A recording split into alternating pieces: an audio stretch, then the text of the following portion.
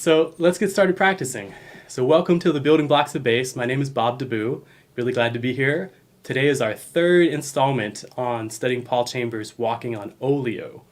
So this is from the great Miles Davis recording, Relaxin' on the Prestige label. And in the previous two installments of this, we've hit the A section specifically. First 4 bars of the A section, second 4 bars of the A section. And today we finally get to the bridge, and we can put it all together, right? It's the final piece in our puzzle. So what we're going to do first is just set a primer here for the typical bridge changes in the key of B flat for rhythm changes. And Oleo is that. Oleo is a rhythm changes.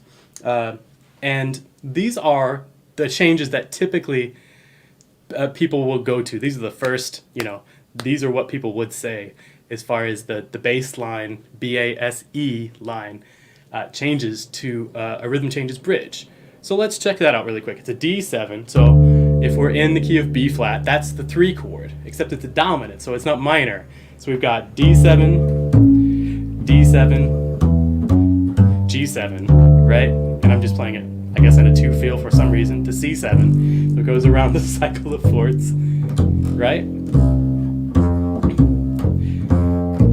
And it gets back to the last A section. So rhythm changes is A, B, A, and they're each 8 bars long. I've got repeats on this, but that was just for practice sake. If we wanted to practice this, we'll come back to it. So what I want to do in this next section here is just get straight to Paul's bass line. All right, so let's check out what Paul's playing on the bridge. This is, I believe, from the first chorus of Paul's walking line. But let's just play it through a few times. You notice that on the last bar there, I put a B flat just so we can resolve and know where the last chord change is going. And we'll take a pause and we'll reset when we get back to that. So if you need the PDF as well, just click the link down below and you can get that. Okay. So here I'm going to set on my metronome. It's just set at 60. Of course, on the recording, it's a lot faster. But we're going to set this because we're really interested in studying the note choices today, okay? So play this along with me. 1, 2, 1, 2, 3, go.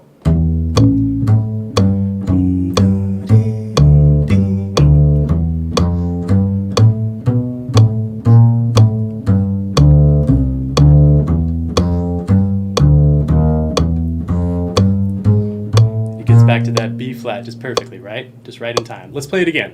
1, 2, 1, 2, 3, go.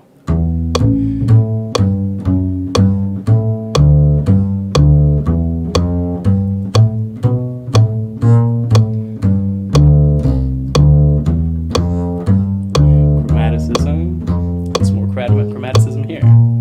Right. Great. So there's a lot of good stuff inside of just this small snippet of the bass line, right? So let's talk about what Paul is doing here. He's clearly playing or implying the same changes, more or less, that we just looked at, except by playing this first line, to me that sounds like he's putting a 2 in front of the D7. So it sounds like an A minor 7 leading to a D7, right here.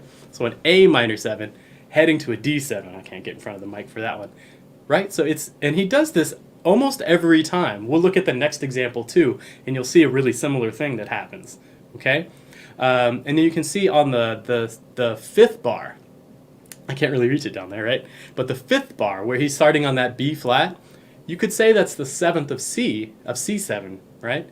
But also, he's kind of explaining a G minor chord, and I say explaining, but he's outlining a G minor 7 as well, which would go hand in hand with a 2 to the 5. So C7 being a temporary 5 chord. Any dominant chord we can call a 5 chord. And so here is kind of like what I mean by that. Here is Paul's like implied chord changes. That's not what I mean. Oh. I guess I did it wrong. So anyways, he's implying an A minor 7 leading to a D7 almost every time. Almost every time. And he even like backs that up and sometimes plays like an E to an A to a D. So really a lot of movement in that first bar, which I think is really interesting. Then on the 5th and the 6th bars, you can see that G minor 7 to C7 and then a C minor 7 to F7.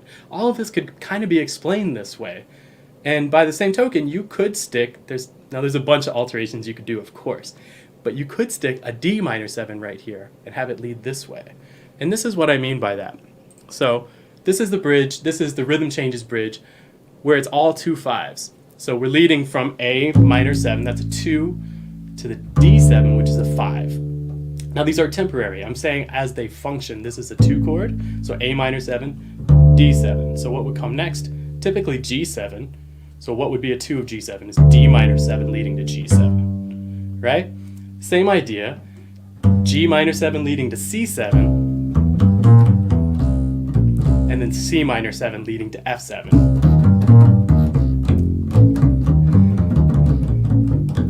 Got so many crazy buzzes going on in my bass. Anybody else? It sure needs to. I think I probably say that every week, but I need to get to luthier, big time. So another way to think of this too that just comes to mind, and we'll get back to his bass line in a minute and do some more practicing for sure.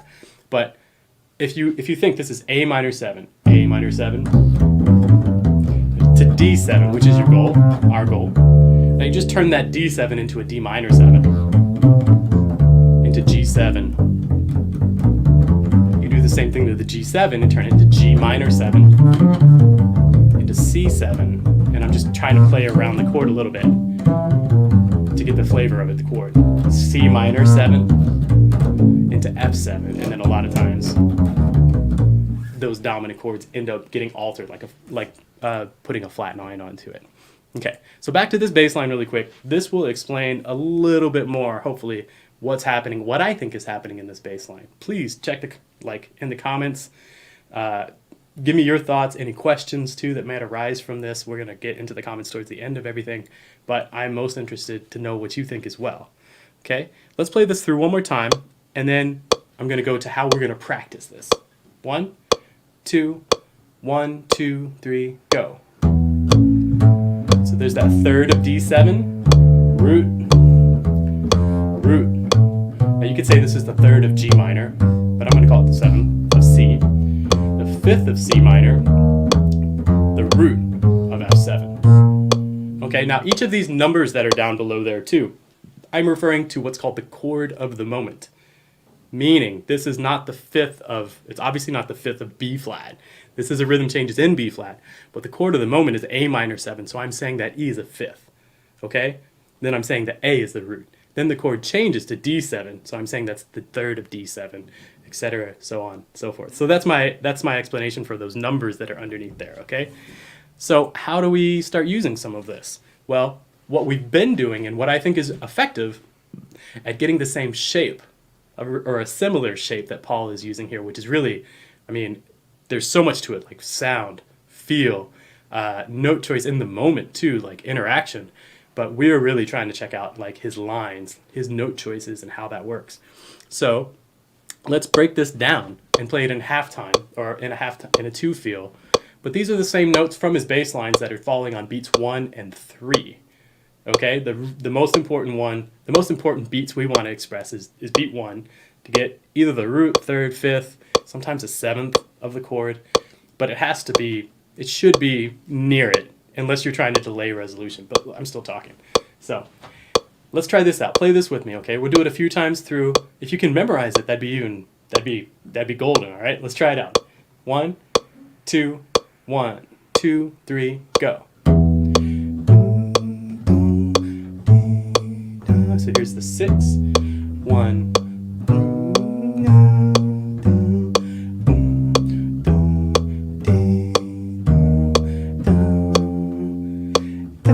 And I gave you 2 octaves, so we have 2 choices over here. How can I do that? We have 2 choices of which octave that we want to end up on. And then since the bass line is on that next to last bar there, the penultimate bar of F7, he's using that chromaticism and hitting the sharp 9 on beat 3, so that kind of puts that out of what we're trying to do today. Let's play it again. Now think about the chord and then the relationship of the note that we're playing in the chord. And make this feel good too, even though it's in 2, try to make it feel nice and long. All the notes, beautiful long notes with a good strong tag. So 1, 2, 1, 2, 3, go.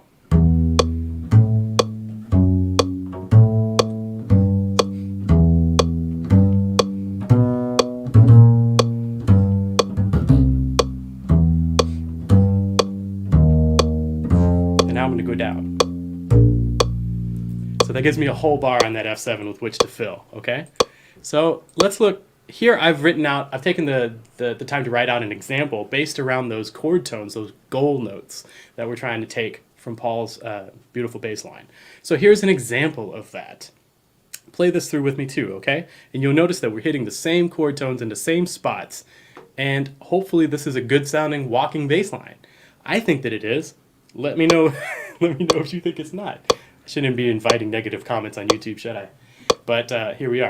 1, 2, 1, 2, 3, go.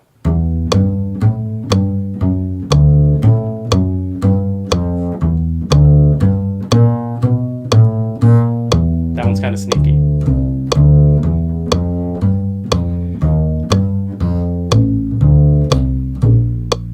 Okay, let's try it again. Let's try it again. So 1, 2, 1, 2, 3, go.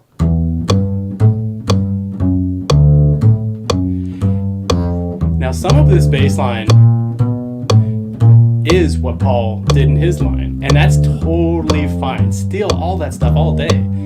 I'm trying to focus a little bit on how we can take the next step.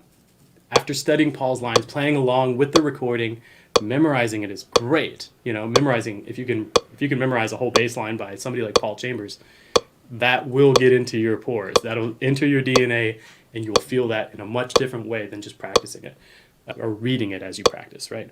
But let's look at another example here. Here's the same goal notes, right? And I didn't say this in the previous example here, but what I'm looking for, if you've not caught the previous two Paul Chambers sessions that we've done, what I'm looking for is to hit these same goal notes, and then I'm trying to find notes that make a lot of sense leading to those goal notes. What notes make a lot of sense leading to those goal notes? Chord tones, like roots, thirds, fifths, sevenths, scale tones, anything that's fitting, you know, and then especially half steps. Half steps can really bridge the gap, especially if your goal notes are a whole step away. That's a prime time to use a chromatic movement, right? So let's just take this bass line here, one note at a time, and I'll try to maybe explain my rationale, because this is my line. But I would definitely highly recommend that you take those gold notes, so you could do this with any transcribed bass line, and take just beats 1 and 3, and then write out your own bass lines. Or even don't do that, just write out your own bass lines. That's a really good practice to try to understand what it is you're hearing, and then put that on the instrument. So let's take this. So we're on A minor 7, right? He's hitting E, the 5th of A minor. I want to get to A, so previously I played a G, so I'm going to go E, B, A. Now I need to get down to F sharp, so it makes sense. I'll go down a half step. That's what Paul did earlier, right? Going up to A, and I'll use the scale, so G to A. Now here's that half step, because I'm going from A to G, so it's a prime place to use that chromatic motion. Trying to get to the 6th. Now that 6, you don't really need, I think you could do the bass line just fine without hitting that 6 on the G7 right there. But, you know, that's what it is. The 5th bar, we're hitting the 7th and going down scale-wise to G. Right next door to the root of C is that D, so D to C. 5th, chord tone. The 6th is kind of just like next door to this G. Then the chromatic motion leading to F, just like his original bass line. This is all 1, 2, 3, 1, 1. Makes sense? So that's more or less what I was thinking, or what I'm thinking now that I'm looking at it again, right? Let's play it again. 1, 2, 1, 2, 3, go.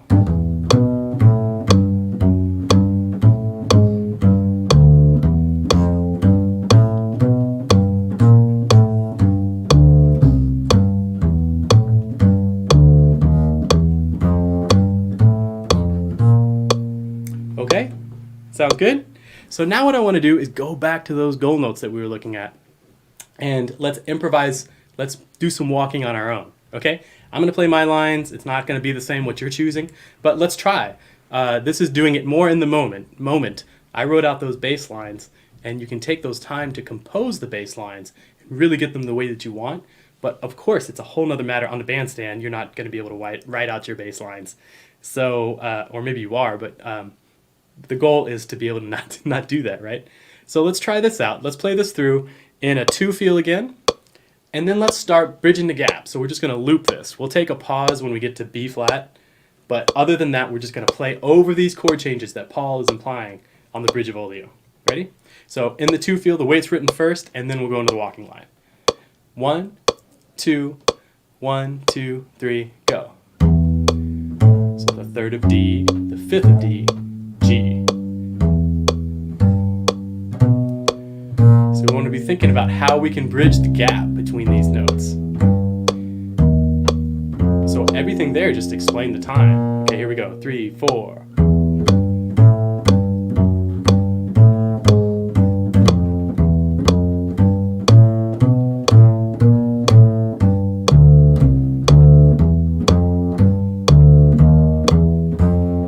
Some of that was directly from Paul's bass line, and that's totally fine. All right, let's try it again. 1, 2, 1, 2, 3, go. And some of them are going to be better than others, right?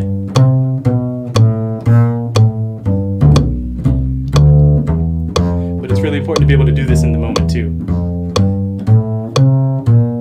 So there I was trying to do some alteration, do a little bit of different note choices, but still the same goals. A further way to explore this is to not just relegate yourself to these octaves that are written in this bass line. So now let's throw that out. I'm only concerned with the numbers, right? But say this first E could instead be this E, okay? That A that's up here could be down here, but try to keep it somewhat cohesive, okay? Let's try it out and we'll see if this works. So 1, 2, 1, 2, 3, go.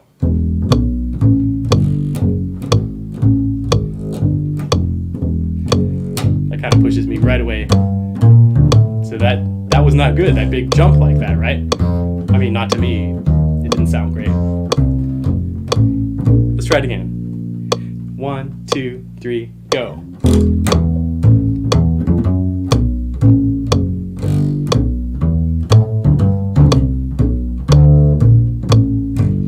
Better. It frees you up, right?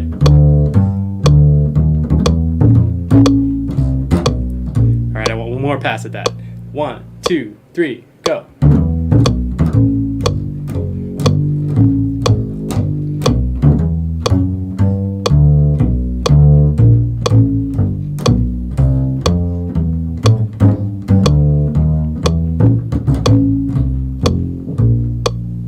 A little bit better. It's fun practice though. Can't say it's. I can't say it's not. Right? Let's go on and check out our next transcribed example, and we'll do the same thing. We'll shed on that, okay? So here is, again, this is directly from Paul. Again, at the bridge, and you can see here. Let's take it through just a note at a time. So it starts on an A, and technically, I think he's kind of hitting a G there on that first beat, but I just called it an A for this example. It's going to be a little bit more clear. It's hard to hear. I think there's a bass drum crashing there or something too. I'm calling it an A. So before anybody, hey, that note's not right. There's a lot of notes that are not right, I'm sure. Anyways, A, C, D, D flat, C. Okay, let's even just talk about that. Okay, so this is definitely A minor in my opinion. I'll explain the 2 and the 5 as the same thing as well. So A minor 7 is more or less D7. It's almost the same exact thing. But this half step motion is a really good thing to pay attention to. That D, D flat, C, and we talked a little bit about that too in terms of what we call a bebop scale, or adding in some chromaticism, and it often happens between the root and the dominant 7th. So if we're on a D7, D, D flat, or C sharp, I guess, C, B, etc., and then the D7 scale. So it's the D major scale with both the major and the minor 7th chord in. You can do the same thing to G7, of course, any dominant chord. You can add in that extra chromatic note in the right spot, and it's going to sound good. So that's what Paul's doing here. So A, C, D, D flat, C, back to D here, a big open string, which is a big great thing to do. Now here's a slightly different use of chromaticism. Okay, I think that I am using an example that's not what I mean, actually. I think I've got my stuff out of order here. Oh, I definitely do. I'm using the wrong one. No. Aw, I even checked this. All right, we're going to stick with this. I think this is one of my examples that I wrote. But this is Paul right here, for sure. I think he's doing that.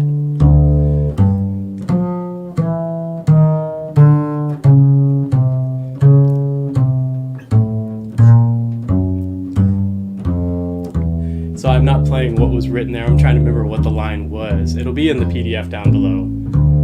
But I messed up the order of my my graphics. Anyways, we're going to use this as if it's Paul's line, and we'll practice off of it because it does have the same goal notes. Okay? So let's play the line again. So A, C, D, D flat, C, E, D, C, D, G, ya, ya, da, da, dee, da, dee, fifth, third, root,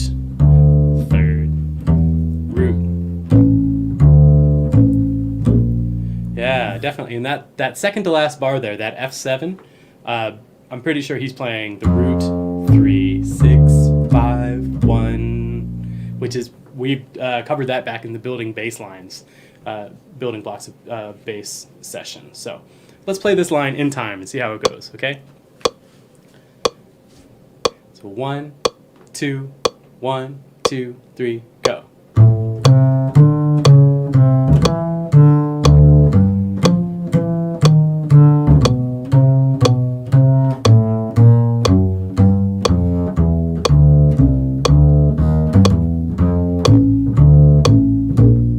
So it all functions. It's describing, it's explaining the chords in a clear way.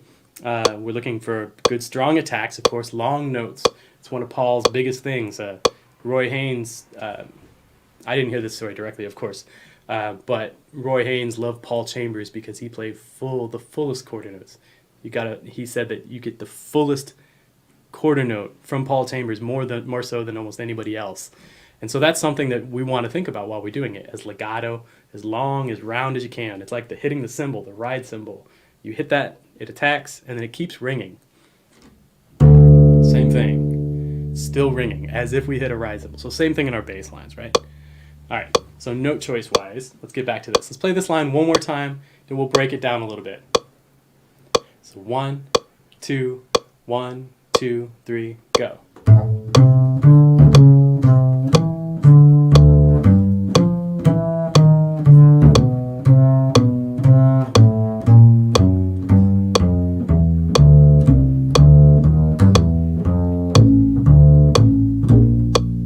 Okay, cool. Awesome. Here are, if you take all the rest of the beats 2 and 4 away, here are our goal notes. Okay, so let's check this out. Let's play through this a few times. Okay, so again, the same chords, A minor 7 to D7, definitely happening in the first 2 bars. Sometimes a G minor 7 leading to that C7 type of sound. But again, they're the same sound. It just depends on what you're putting as the root. That's some of the power that we have as bass players, too. If I play a C, but the pianist is playing like G minor 7 chord, it's a C7 chord, right? Sorry, pianists, right? Y'all know. Y'all already know. 1, 2, 1, 2, 3, go. Here's the 7th of D, the root of C7, the 5th, 3rd, root, 3rd, root, 6. I'm gonna go low. Let's do it again. So 1, 2, 3, go. 1, 4, 7, 1, 1, 6, 5, 4, 1, 7, 5, 3, 1, 3, 6, 1.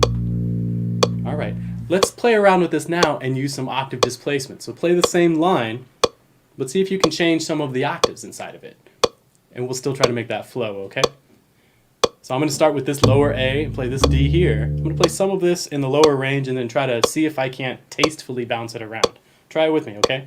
We're going to play some different things, but that's okay. 1, 2, 1, 2, 3, 4.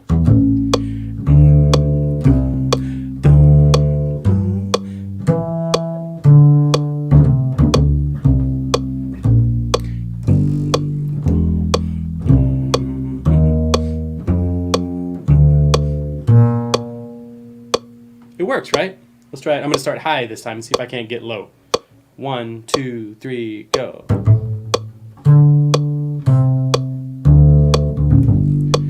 That worked.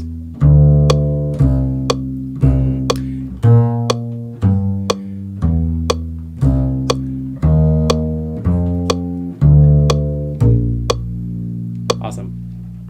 Okay, so now let's check out the examples. I had one written out. I think this is, yeah, okay. So let's check this line out now. Play it along with me. So 1, 2, 1, 2, 3, go.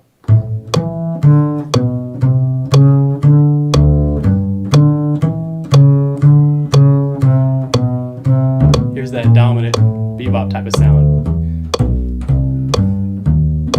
Again. Okay, so I definitely made a mistake down here as well. Sorry. In the second to last bar in that F7, I wrote an E flat. An E flat is not the 6th in the chord of the moment. D is the 6th of the F7 chord. So my bad on that, but it's still a good line. It still works, right? It's functioning. So I think it's just good to think in terms of, okay, I'm heading here, I'm heading here, I'm heading here. And that's what we're trying to practice here. So that bass line works. Let's play it again, make sure. I like some of the chromaticism that's happening, especially in here. And then on the 5th bar, that C7, that descending bebop scale, whatever we want to call it, okay? Try it with me. So 1, 2, 1, 2, 3, go.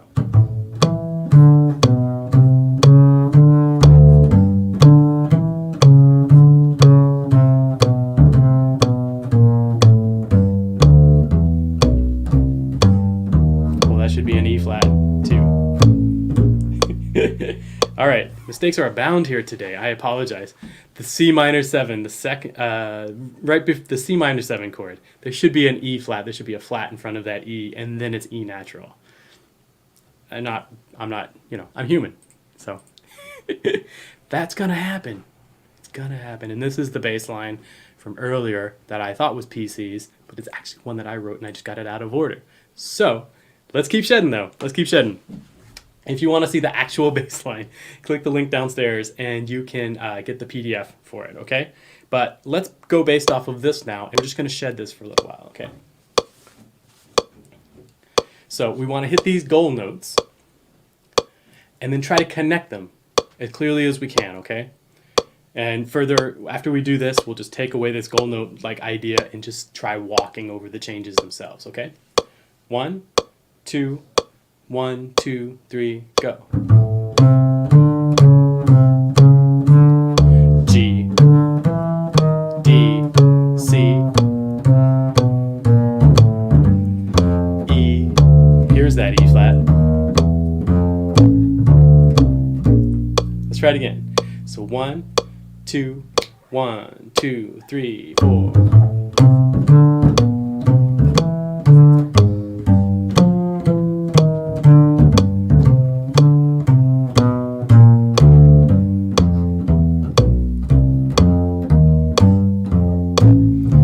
Want to do that 1, 6, 2, 5 at the end there. It just sounds right. Just sounds like it's supposed to, I guess. Let's try it again. Let's think about some octave displacement now, okay? Now the goals are just to hit the 1, the 4, the 7, right, etc. 1, 2, 1, 2, 3, 4. So that's already just thinking with these goals that makes it a little bit Paul Chambers-esque.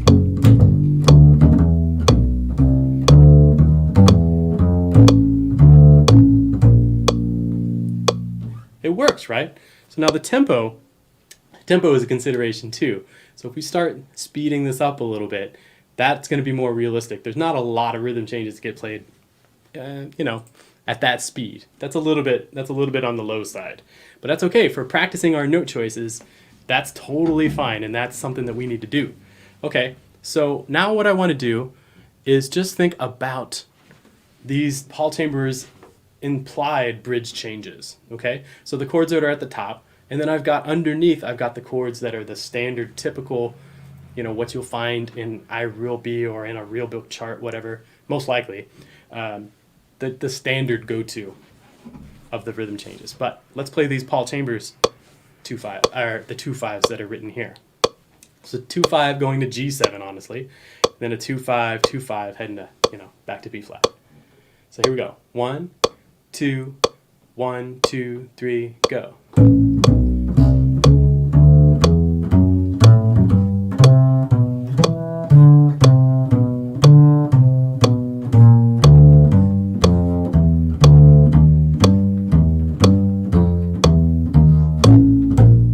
All right, so I definitely had some missteps there, but I'm trying to think. 1, 3, 1, 3. Chord tone, chord tone, chord tone, chord tone. So a note at a time. Where am I heading? Where am I coming from? Where am I heading? And is it expressing the chords? That's my only goals now. Let's try it again. This time, instead of starting on A, I'm going to start on the 5th like Paul did earlier. Let's see if it works. 1, 2, 1, 2, 3, go.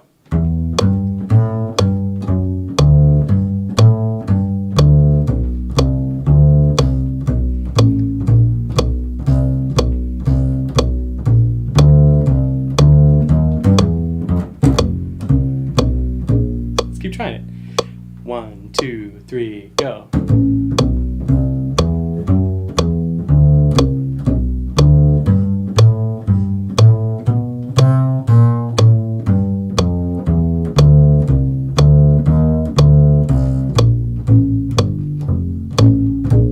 it's kind of hard. It kind of sounds wrong to loop it. Just go right back to an A minor. So I'm just ending it there. We'll reset. Let's try this. Let's try walking and hit the roots every time on beat 1. Okay, so A, D, G, G, G, C, C, F. On just beat 1, that's our only restriction right now. So we're going to hit those roots, okay? So 1, 2, 1, 2, 3, go. D, G, G, G, C, C, F7. Now that gives you a quality bass line. That's fine because we're hitting the roots on beat 1. Everybody in the band knows that's the roots that we mean. Let's try it one more time. Make it a different line this time. So 1, 2, 3, go.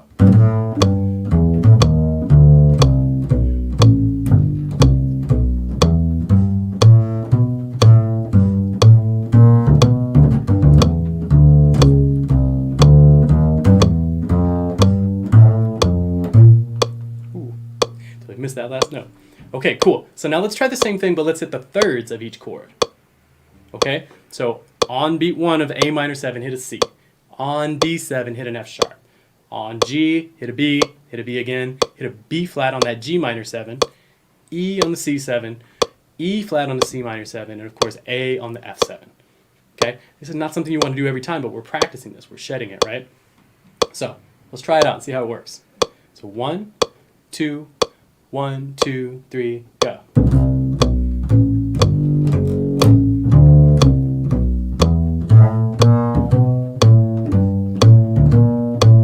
Now there's going to be a lot of lines.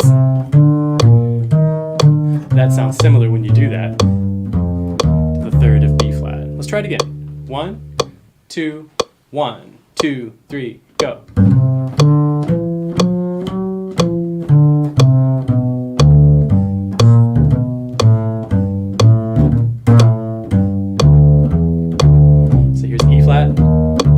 Here's A. Okay, so not bad. Let's see if we can do the same thing hitting the fifths on each chord to see what that feels like. We want that flexibility and to still be able to express the chord even if we're starting like we're implying one of the inversions is what I'm saying. So over A, let's play the fifths first. Now you don't want to do too much of this because you might inadvertently be implying a different chord, but it can happen. And it can, if it's bridging your chords in a beautiful way, then that's a bonus, okay? So we're practicing this. This is for shedding, okay? Not for doing on the bandstand all the time. So the fifths of each chord. 1, 2, 1, 2, 3, go.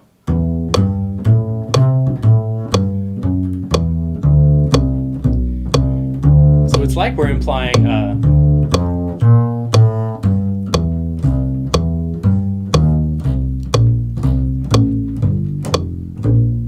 it's like we're implying a different chord almost entirely. It's a little obtuse to try to make a bass line out of that. It's really tricky though. But I think there was a couple moments in there that I was like, okay, that's cool, that's cool. I wouldn't do that again, but that's cool, that's cool. And it's just meant to open us up a little bit more. Let's try it one more time. So 1, 2, 3, go.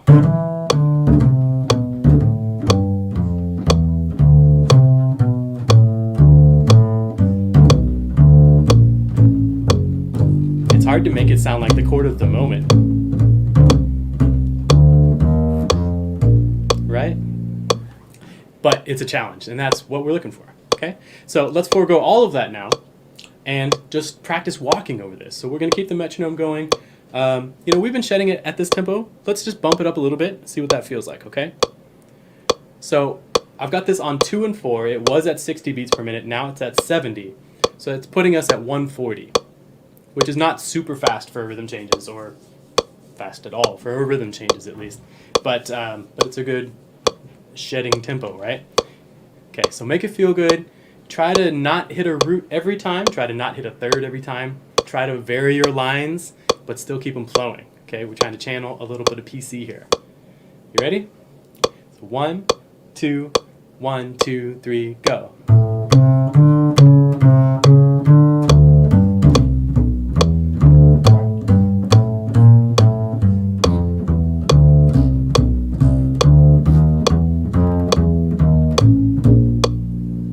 Okay. 1, 2, 1, 2, 3, go.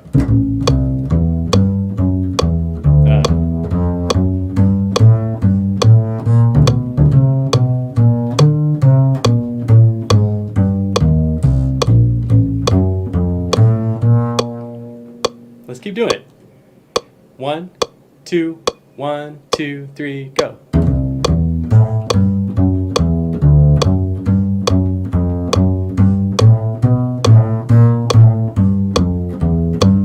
The bass is making some weird sounds. 2, 1, 2, 3, again.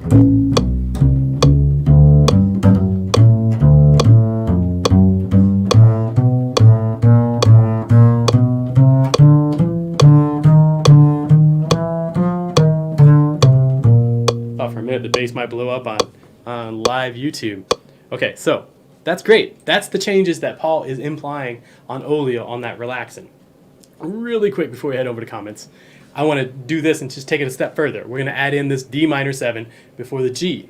And what's happening too, which I think is really hip, and I'll just say this once, A minor 7 is kind of like implying, don't hate, but it's kind of like implying a D7 sus with the G in there, because they're the same notes, or the same scale basically, but the chord is implying with that G.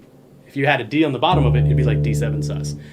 D7, you can change that, you can alter that really quickly and play it like a flat 9 or a substitution that's really hip leading into somewhere else, but anyways, that's a whole thing.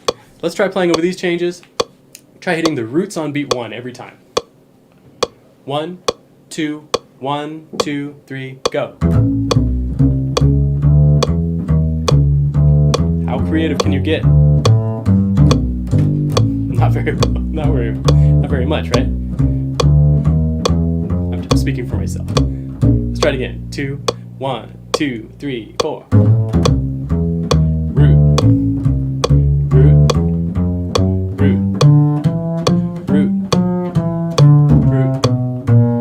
root, root, root. Okay, let's try starting on the thirds. 2, 1, 2, 3.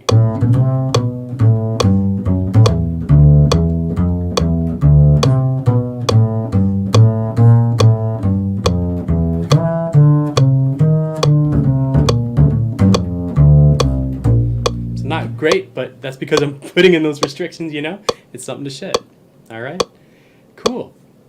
All right. So again, this is all, you know, just my interpretation of some cool things to practice while we're checking out the masters. Always go to people like Paul Chambers, people like Ray Brown, Christian McBride. The list goes on and on forever. Ruben Rogers, right? There's so many people to check out and to learn from and to emulate. So we don't have to reinvent the wheel as bass players, right? It's a good thing. Passing on that legacy and really understanding it, or as best we can, and trying to study it. I think it's a really important thing in this music. It's not just my opinion.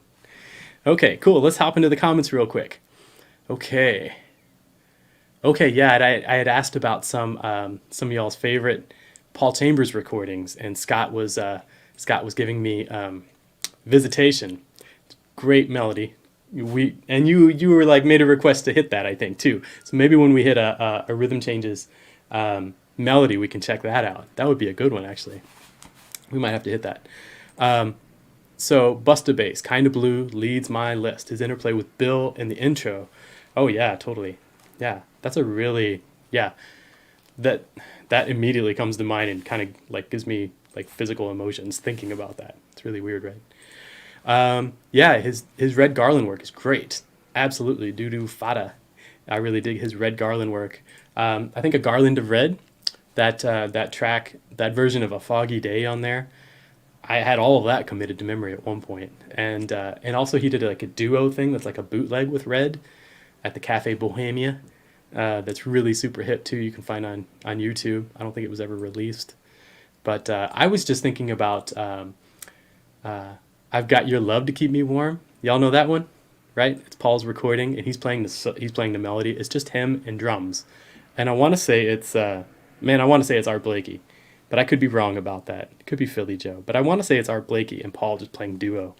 I've Got Your Love to Keep Me Warm. Somebody can check if they're interested, or just let me know because y'all probably know. All right, Busta Bass says they were Miles' first great quintet, along with Train, Philly, and Philly Joe. Yeah, absolutely. Yeah, and Red Garland was a part of that. Wynton Kelly was a part of that as well. There are other, Jimmy Cobb was involved later on, of course, and but those Prestige albums, like what we're drawing from, like Relaxin', and of course Cannonball was involved too. Other musicians were in the periphery, but yeah. Okay, let's see what Dave has to say. In a lot or most situations, that 2 chord is really part of the 5, or even the same thing, sort of, right? D minor equals G7, sort of. Yeah, and that was probably before I had mentioned it, but it's the same. It's more or less the same thing, and I'm 100% on board with that, Dave, for sure. Absolutely. And I thought you, as I was saying that, I was like, Dave's probably going to say something about this too, so didn't let me down there. And then if you want to really go outside, try playing the tritone of each dominant, but let the piano player know first. Why do we have to let the piano player know first? No, I'm just kidding. Of course. And so you can tritone sub a bunch of this, and it's not my intention to get into substitutions on this, but that makes a really good point, and that might be a whole nother session to talk about tritone subs and different substitutions maybe that bass players really need to know. That's a big one. Yeah, for sure. All right, Van Baton. Is this my buddy Rudy? Is that you, Rudy? Rudy saying, get it. Or maybe it's not, and if it's somebody else, I apologize. So. Hey, Bob, I normally watch these the next day. I wanted to jump in and say I've been getting a lot out of these videos. Thanks, Bob. Hey, thanks, Nicole. That's really cool. Awesome. Glad you could make it in real time this time. It's very cool. If you have any questions or whatever, let me know. Or let anybody in the chat know. There's a bunch of very knowledgeable cats involved. So, cool. Hey, good evening. Good evening, Ron. Good to see you. Glad you're here. Let me see. Okay. These rhythm changes, groups of lessons have been great. Excellent. I'm really glad you like them. Thank you. Let some, if you've got any friends that are interested in any of this stuff, hip them to it, okay? We're trying to build up this bass community while we're all separated. Yeah, If I Were a Bell. Oh, that's such a good one. For sure. I transcribed a good deal of that too, so that's some good stuff. Autocorrect. I don't know what that's in for. Oh, of songs had been great. Yeah, no worries. Sorry, I'm having trouble hearing you. Keep it down, Siri. Okay, Busta Bass, So What, often imitated but never duplicated. Man, the bass line, Busta, yes. The bass line on So What, I mean, the way Paul plays over that is just so beautiful. You already know, and I'm preaching to the choir, I know, but a good friend of mine, or a kind of a mentor, piano player, was telling me that, he had some students transcribe Miles' solo on there. And, it just it really doesn't, it's hard to hear how that all fits together without Paul's bottom end, like to hear the bottom of the, whatever you want to call it, the choir or whatever, to hear his line and how it fits with what Miles is doing is just, I give you chills. So yeah, for sure. I'm a big fan of that too. We did a little bit of checking that out. Ron Mason, Softly as in a Morning Sunrise. Excellent. Some good stuff there too. That recording in particular though, it always kind of bugs me because I think the version that I have is slightly sharp, or maybe it's slightly flat. I don't remember. Anyways, it's really hard to play along with, and I need to go back at some point and try to maybe change the pitch so I can jam with it. But anyways, okay. Oh, Dave. So when are we going to go all across solo with PC? Oh, Arco solo. Arco, autocorrect. All right.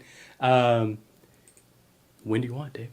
When do you want to do it? No, I've been thinking about that actually. From Paul's, I'm blanking on the name. Is it Tales of the Fingers? That awesome melody that he does on the bow. I'm just blanking on the name, but I've been seriously considering that. Maybe it doesn't fall into the purview of building blocks of bass, but some Arco stuff for sure. So we could definitely hit some Arco stuff for sure, but maybe not a whole PC solo just yet. We're building, Dave. I'm glad you're here with me. Also, Bass on Top is great. Yeah, Dear Old Stockholm. Yeah, some cats were just talking about this the other day. Dear Old Stockholm. Beautiful, beautiful stuff. Yeah. Okay. Absolutely, Busta. Yeah, my pleasure. I mean, it's an honor to get to talk about Mr. Paul Chambers and study his bass lines and try to share, some of my opinions on it. And that's really just that. I'm here to present some of the information. How can we practice it in a different way, perhaps? What are some ideas? But yeah, it's my pleasure, Busta. Glad you're here. Okay, Micah. As a beginner bassist, I found triads and leading tones as a technical help to make lines go forward with. Yeah, absolutely. And Micah, that's kind of the idea with what we were doing in these sessions was to take Paul's bass lines, hit some of the goal notes, so we hear that him describing the chord in the way that he does, and yes, find the triad notes that can bridge the gap, scale notes that bridge the gap inside of there, and there's a lot of great choices. So yeah, for sure. I'm glad you said that. Thank you. Okay. Scott says Arco stuff would be great. All right, you're gonna make me pull out the bow. She's over there. She's ready. I have been doing a lot of bowing. There's some ideas. We can definitely get into it for sure. I'm not trying to get ripped too bad from my bowing on YouTube, but what do I have to lose? So, I'll seriously consider it. Oh yeah. You have the transcription of Paul's bass line and So What? It's almost sacrosanct. Do I know how to say that word? Sacrosanct? Sacrosanct? Sacrosanct? Andrew? I need a phonetic spelling of this. No, I'm just kidding. Sorry. So the point though, the walking statements he makes. Yes. Yeah. I need also a dictionary really quick, Busta. Killing me on you. No, I'm just kidding. I think I know what you mean, man. It's just, it's like, not dogma. It's just beautiful. It's beautiful. So if it's about Arco, I'd like to hit Green Dolphin Street, A Dream. Ah, okay. That could be cool, Edelson. Nice. Duly noted. That might be a thing. Okay, if you're looking for ideas of another Ron Carter on Beatrice. Oh, yeah. Yeah, totally. Hold on 1 second. I know we're live, but I was literally about to pull this out. So guess what came in the mail not that long ago? Oh, yeah. This album. Yeah, State of the Tenor. And that track, Beatrice. It's my buddy, not my buddy. I was talking with somebody about fifths the other day, about playing open fifths as double stops, and that track came up first. It's like, oh yeah, like the intro to Beatrice. The way that Ron's doing that, which I won't do, but it's close.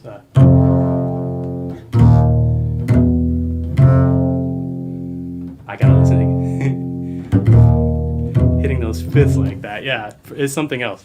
But yeah, anyways, it's a great recording. It's classic. Definitely need to know it. Oh, Tony, if you're still here, what's up? Good to see you. I miss seeing you. Man, Wiggins, this dude is super bad trumpet player, based in St. Louis. Good to see you, Anthony. Hope you're doing well, sincerely. Thanks for saying hi, man. French. Oh, nope. So we're going to talk about some bows today. Okay. I play German. I play German bow. I've dabbled in French bow, and I don't feel it. I started on German and kind of always stuck. What about you, Scott? Do you play French? Oh, Edelson's saying no pressure. I feel the pressure though, man. Come on. We'll do something. We'll definitely hit it. We'll definitely hit it at some point. Oh, I mean, yes, for sure. Paul was also a leader in jazz arco, Busta, for sure. But he had some predecessors, right? Slam Stewart, first cat that comes to mind. Just amazing bassist that played a lot with the bow. And there's many others too. But Paul really changed the game. But if you listen to Slam Stewart with Don Bias playing I Got Rhythm, if you haven't heard that recording, I'm sure Paul heard that, and that was a big influence. Big thing. Okay. Sacrosanct. Thanks, Ron.